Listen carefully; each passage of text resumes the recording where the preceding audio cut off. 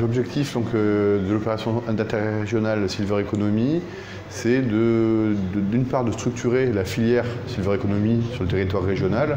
C'est une filière qui est très disparate, hein, qui embrasse des secteurs d'activité qui vont de la santé-alimentation, au sport-santé, à l'habitat, au service à la personne, à la e-santé, etc. Donc c'est déjà d'arriver à mettre en musique cette filière-là, au niveau de la région.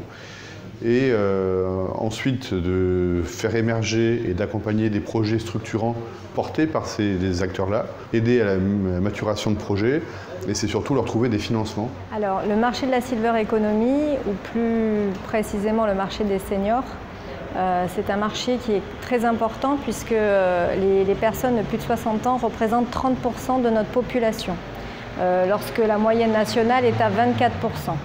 Donc on a un marché local qui est effectivement important et qui est en pleine expansion aussi, puisque de toute façon, on le sait, hein, les personnes vont vivre de plus en plus longtemps. Donc on sait que c'est un marché qui est en croissance.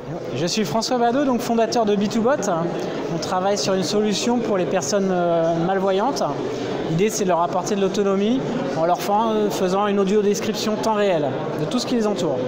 Donc c'est une solution à base de téléphone mobile et de lunettes connectées qui permettent de comprendre l'environnement et pouvoir le décrire aux personnes.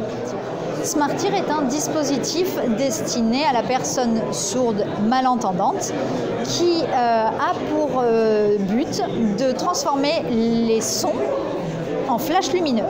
L'idée étant d'associer à chaque alerte sonore une couleur spécifique. Codesna, on fournit des solutions d'évaluation du stress chronique. Donc un stress chronique par rapport à un stress de l'instant.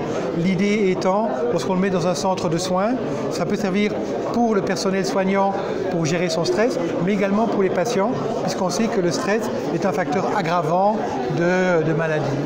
Au niveau du 06, on a tout un écosystème local qui est très actif avec des acteurs publics, les collectivités, mais aussi les pôles de compétitivité qui sont soutenus par la région. On a la région Sud, Provence-Alpes-Côte d'Azur, qui a marqué cette filière Silver Economy comme une filière d'excellence et qui a créé une opération d'intérêt national pour flécher justement des financements pour ces projets collaboratifs.